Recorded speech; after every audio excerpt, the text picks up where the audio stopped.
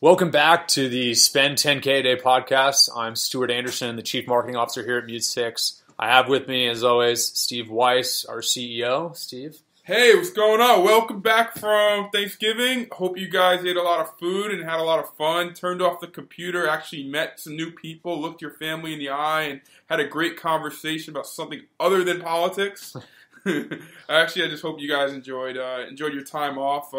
Welcome back to our podcast. Thank you again for taking the time out of your day to listen to us. We really appreciate the ability to share all of our knowledge with the greater masses. I'm just happy to be back on the microphone talking to you guys today. Yeah, it was nice to have some time off, but I'm definitely itching to get back and recording some content here. Today, we want to talk about a couple things. I think first, we want to talk a little bit of a recap of Black Friday, Cyber Monday, and talk about what you can carry into that post period. Marketing for the rest of the holiday season. What you should do, what you shouldn't do. And then I think we want to delve into one specific area of Facebook ads. I think we're going to touch on lead ads today, something we wrote about recently on our blog, and we'll talk about those areas today. So why don't we kick it off and talk a little bit right now about some of the things that we saw Black Friday, Cyber Monday. Steve, what did you see on Facebook for the stuff that we were running for our clients, as well as some of the stuff you just saw out on Facebook when you were using it as a user? What do you think really worked this year? What do you think? What do you think people should keep doing that was working on Black Friday and Cyber Monday, into the rest of the holiday season?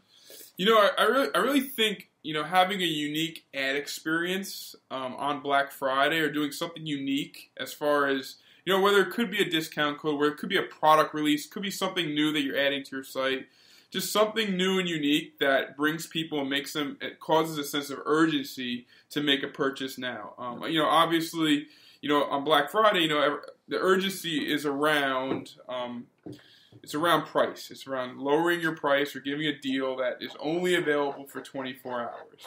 But there's other ways besides price that you could create urgency. You could create scarcity at the amount of products. Obviously, connecting your ad experience to your supply chain, very important. Yeah. We're in the loop with every client we work with. We're talking to them continuously about supply chain. How much of each product do you have? Just so we're aware from which products to market on Facebook, and also, which products we can scale, because our goal is to obviously spend $10,000 plus a day profitably. One big learning from the holiday season is there's still a lot of cheap ad inventory on Facebook. Everyone we talk to, we go into it thinking, ad prices are skyrocketing, it's so harder, so much more competition. Well, we've disproved some of that notion, because we've been able to be successful, while at the most competitive times of the year. We've seen that there's a huge area that Facebook wants to actually promote your videos. Facebook wants the ability to promote awesome content. So, just to recap, scarcity elements, leverage scarcity other than price. Do other types of price type scarcity. Number 2, unique content or unique grab to come in, whether it's a video, whether it's just something unique about your brand that's going to disrupt the thumb on the newsfeed. Remember, everyone's shopping from their mobile newsfeed. So continuously focusing your creative around thumb disruption on the newsfeed. Stuart, you could talk a little more about some of our learnings, but I also want to really jump into post Black Friday, strategy. What else could you do post Black Friday to not lose any momentum that you're gaining from all the sales you generate on Black Friday? Yeah, I think I saw some really interesting things that were pretty compelling for me. One of the things. One of the types of businesses I think did really well this year is any business, especially these single product e-commerce companies, where they're selling one core concept, and then maybe there's a subscription component, or an added product on top of it, where you're buying one machine or one thing, but then there's all sorts of accessories, or there's an ongoing refill nature to it. Those companies were able to discount their products significantly, and because they knew they were making the money back by having somebody as a subscriber to whatever it is that was that add-on. So, for example, I bought from a company, we're not promoting them at all, but I bought a Juicero, and what really pulled me in is it's a fairly expensive item usually, but because they get people in Their actual machine is like a loss leader for them. They're making money by having people subscribe to their juice packs. Like they were actually able to discount their machine by 50%. Wow. That discount stood out a lot. Whereas for me, like me as a marketer, I know and I'm seeing like all these discounts that people are offering on Black Friday. Most of them just didn't even appeal to me because one, most companies couldn't offer a high enough discount to really catch my attention and say, oh, this thing I haven't needed yet, I still don't really need it. But these guys, I mean, like when I saw that 50% discount, I was like, I know how these guys are going to make their money anyway, but I still like, I'm going to buy this thing. So I think those types of companies that knew that they could, they could lose money on whatever that first purchase is, they probably did pretty well, and they can carry that tactic throughout the holiday season. It could be a holiday promo. It's like get healthy. It's anything where you can run a large discount. I think you don't have to restrict that to Black Friday, Cyber Monday. If it works, keep that going. If you're another type of business, though, I think you can probably get away from heavy discount pricing or heavier discount pricing, after Cyber Monday. One thing to really note, I guess that falls under, the scarcity elements of marketing. So I always like to say that, being very thoughtful of how you discount your product will give you the ability and the flexibility to play around a lot more in the futures. Yeah, and that brings me to like the other thing I noticed a lot of companies doing, which is a little bit different than I've seen previously on the Black Friday, Cyber Monday period, is instead of discounting their products, they've actually tried to add value. So they say, hey, you're going to get an additional item if you buy something. Whether it's just another of the same item, or if they have like several different items in their catalog, they're saying, hey, I think Casper is doing this right now, actually. Post Cyber Monday, they're saying, hey, if you buy like a mattress, you can, or actually they're doing save like a couple $100 on like, if you buy a mattress, a sheet set, and a pillow together. But I saw some other companies doing something where it's like, hey, if you buy this central item, we're also going to give you like 2 more items, like accessories, for free. So instead of like subtracting value from their brand and focusing on discounting, they're just adding value. Yeah. And the other benefit of that too is that it enables brands to get people in more. If people own more of your products in their hand, exactly, which is going to allow them to make more purchases, increases brand loyalty. Because if you have somebody using one of your products, or if you have them using like 3 altogether, the people who are using 3 are more likely to be loyal customers and buying from you again. So just to recap Steve's idea, just to focus this clearly, because I think a lot of companies are so quick to discount their item. Instead of going after the discount, not only on Black Friday, but also after Black Friday, try thinking about adding more product or more value to your offering. What else can you add to your offering that'll incentivize someone to make a purchase right now? So, obviously, Stu brought up a great example of bedding. You're going to offer sheets, you're going to offer, maybe a pillow. So instead of discounting something and, lowering the bar to entry to purchase your product, which might not be good in some instances because it might piss off consumers who have purchased your product previously. If you're selling your bed for 50% off, and I just bought your bed a week ago, I'm going to be pissed off. I'm going to be like, why the heck did I just spend all this money on the bed? So I think that's a very cool, unique way of actually adding more value to the experience and increasing the LTV or the lifetime value of the user. It also really works as in the season of gifting too. So obviously, if you buy one item from one person, it can work. But now you can think, hey, if you're paying the same price as you would for like our one main item, you're going to get almost like a gift set.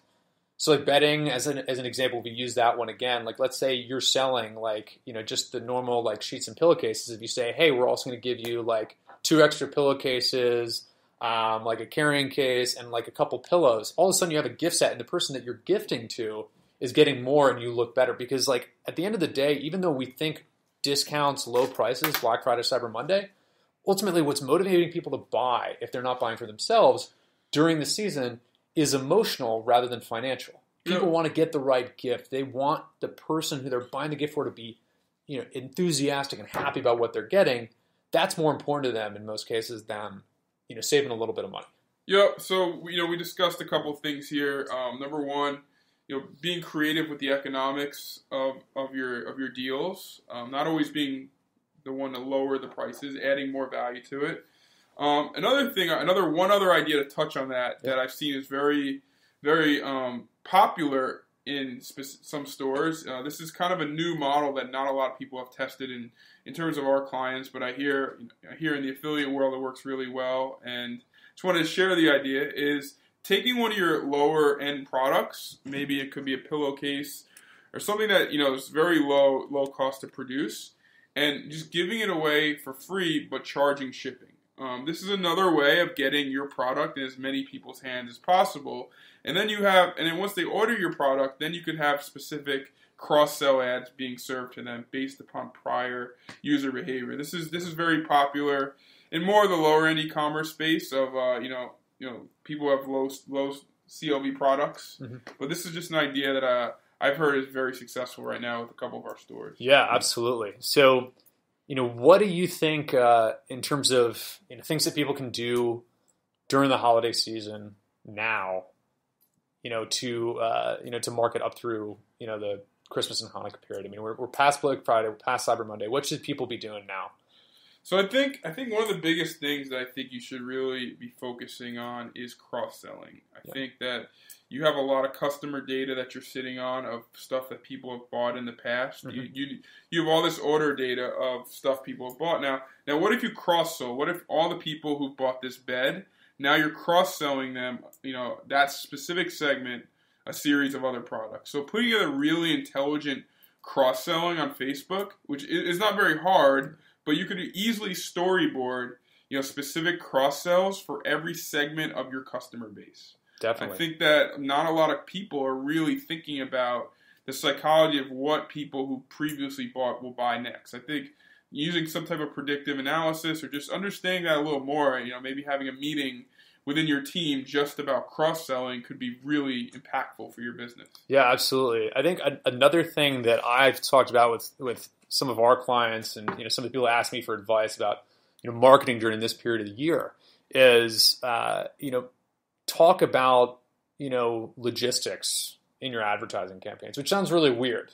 But during this time period, and especially if it's a gifting related campaign, even if you're not providing an added benefit, even if you're not offering free shipping or something like that, you can say, hey, order now to have it there by Christmas. Order by this date. Something that's coming up pretty soon to make sure it gets here by Christmas. Like, have that in your ads because it reminds people, hey, like I got to get something pretty quickly. It inspires that that sense of urgency, which ultimately drives action. Also be current. One other thing, one other little hack in your ad copy is try and be as current as possible. Saying stuff like only 10 days till Christmas. That's something that'll disrupt the newsfeed. Even better, having an image that says only 10 days till Christmas. Order now.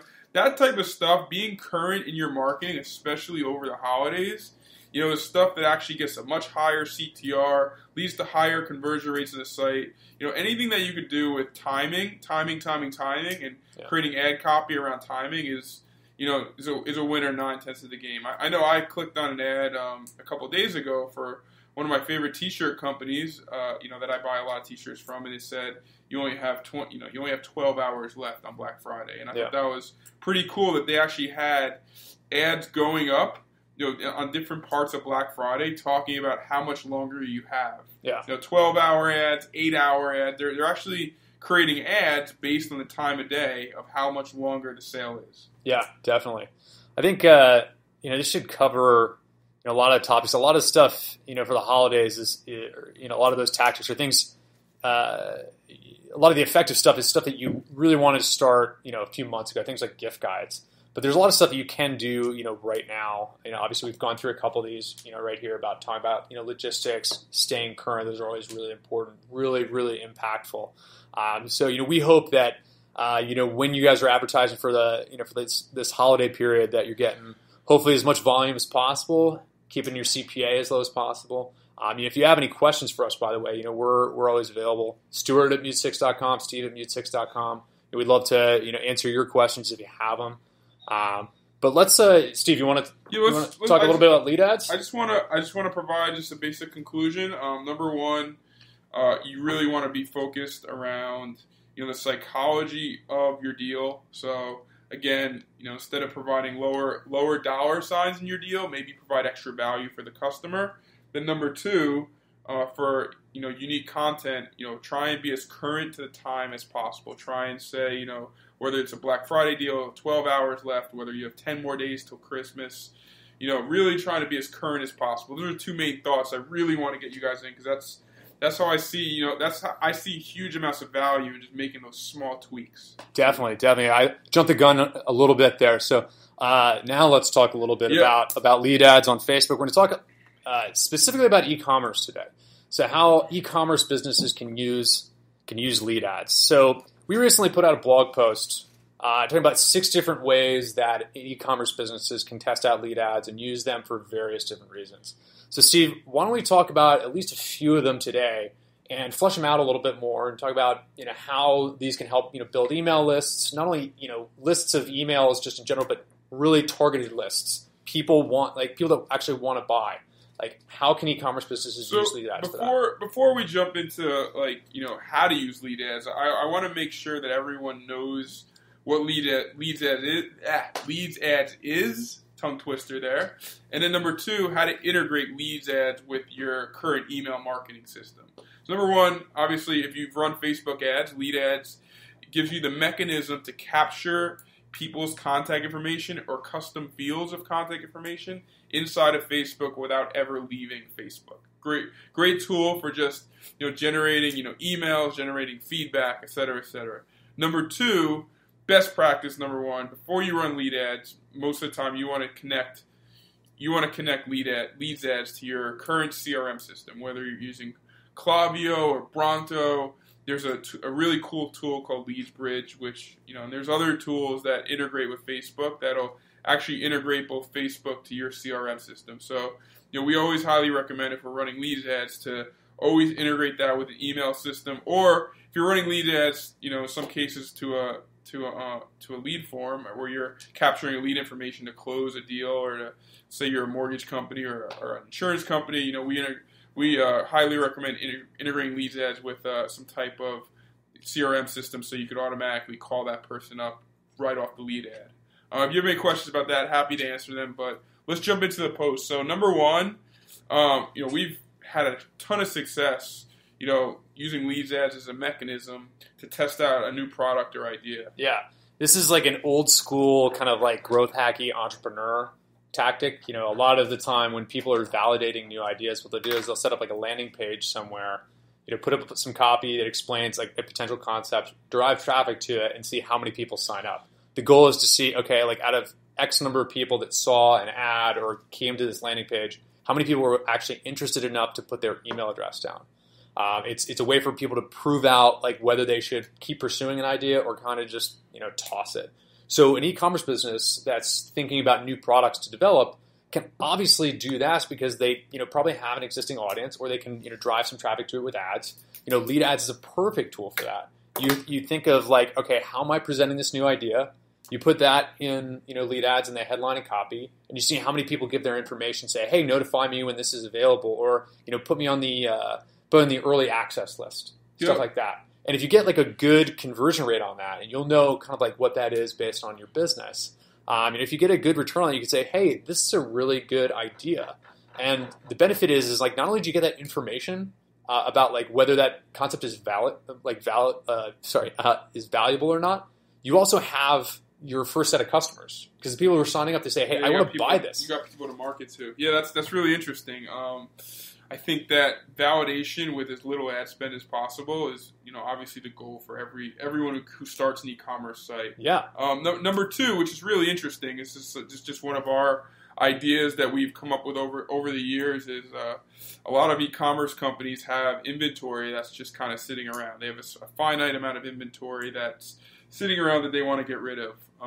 And this works perfectly with lead ads. You leveraging lead ads along with a discount code for a specific piece of merchandise. Enter your information in to get these sheets for 75% off, and then there's a discount code there inside that then you automatically email, or should I say you automatically email them the discount code.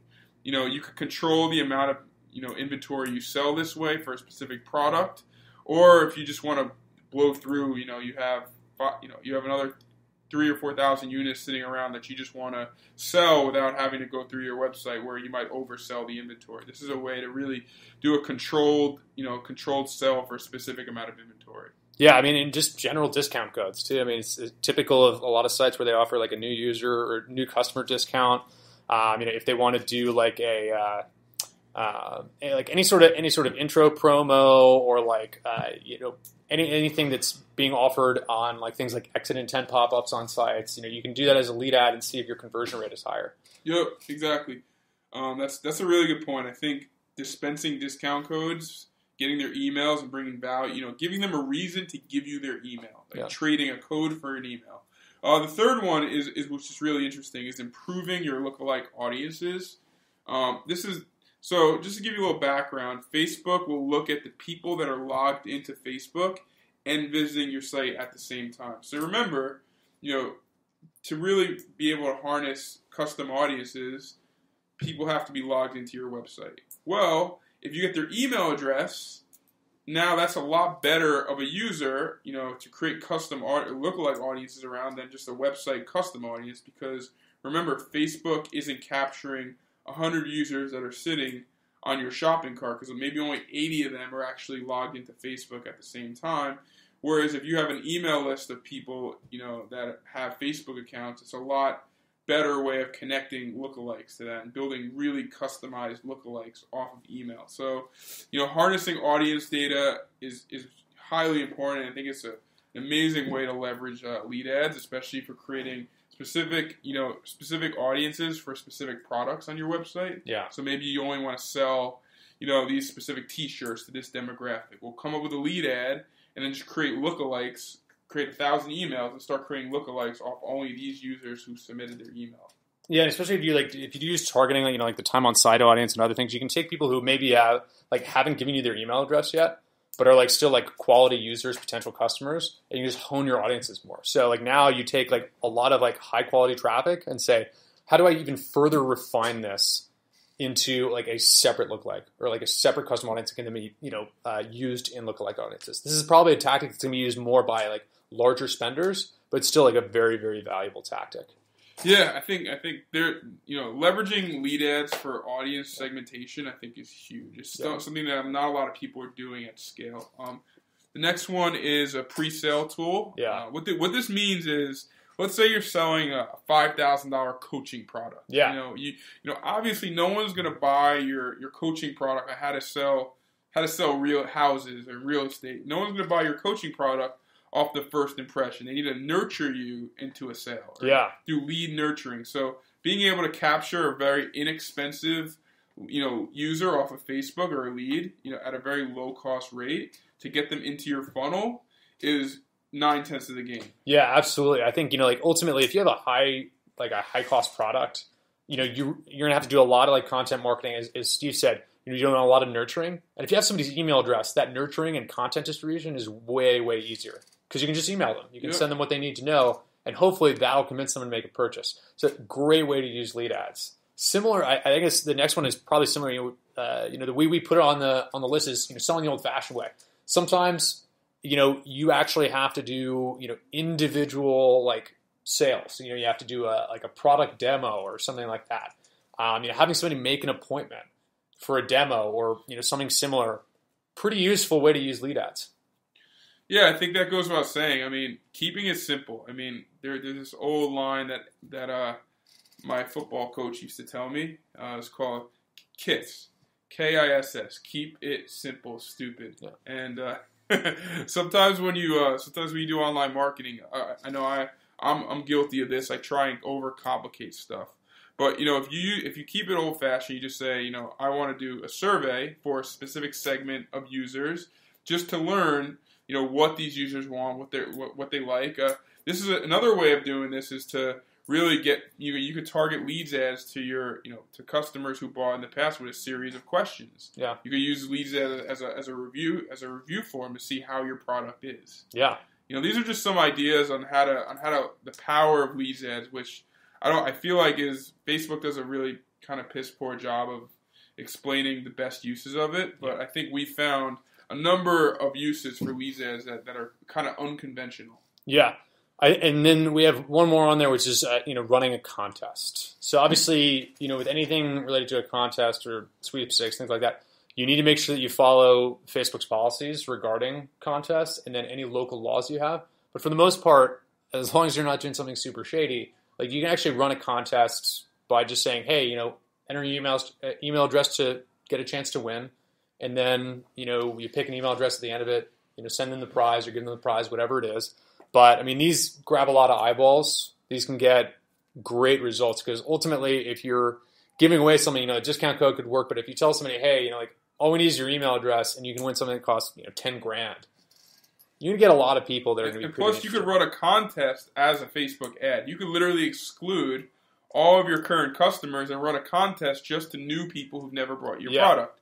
And that's a great way. Top of funnel to get people into your funnel. That's a really cool tactic. Yeah, the one thing to remember, and this goes for any contest you run anywhere, whether it's on Facebook or anywhere else, because it solves one of the biggest mistakes I see even talented marketers make, which is make sure that whatever you're giving away is like a product that you have or something that indicates or is related enough to your products where it indicates that the people who are entering would want your product. I see so many contests out there where it's like, hey, win a $500 Amazon gift card. What you're getting when you run a contest like that is a list of people who were really, really interested in winning an Amazon gift card.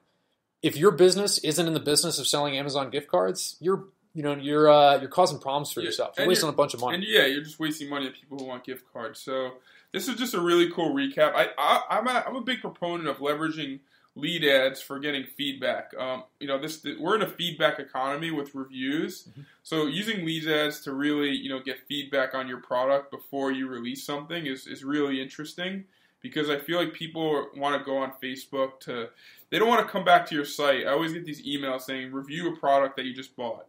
Well, what if you could take the 500 or 1,000 people that you already sold that product to and just create a leads ads around it with custom forms and just run ads to those 1,000 people who bought your product. Yeah, just to get reviews. Because you can set custom fields, and what you can do there, you combine, one of our other things is like, hey, fill out this quick survey.